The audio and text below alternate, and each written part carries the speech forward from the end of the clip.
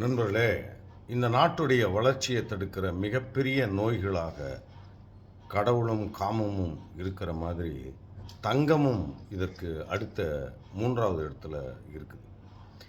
இந்திய பொருளாதாரம் மிகப்பெரிய சிக்கலாகவும், இந்திய வாழ்க்கை அப்படிங்கிறது மலர்ச்சி இல்லாததாகவும் இருப்பதற்கு இந்த தங்கம் ஒரு மிகப்பெரிய நோயாக இருக்கிறது.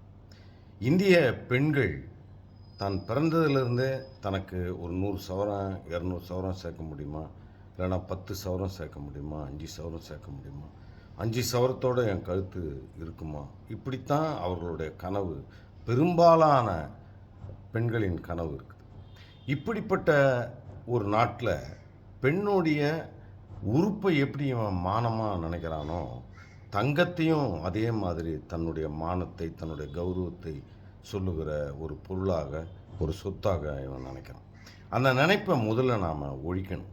அப்படி பல கோடிக்கணக்கான குடும்பங்கள் இங்கே மகிழ்ச்சி இல்லாமல் இருக்கிறதுக்கு காரணம், தன்னுடைய தங்க நகையை புருஷன் வச்சுட்டான், வச்ச நகையை மீட்க முடியல.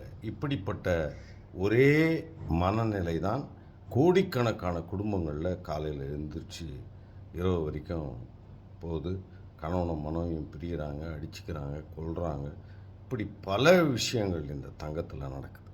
ஆக இந்த தங்கத்தின் மேல் இருக்கிற ஈர்ப்பை நம்முடைய தலைவர்கள், அறிஞர்கள் முதல்ல இந்த மக்களுக்கு விளக்கணும்.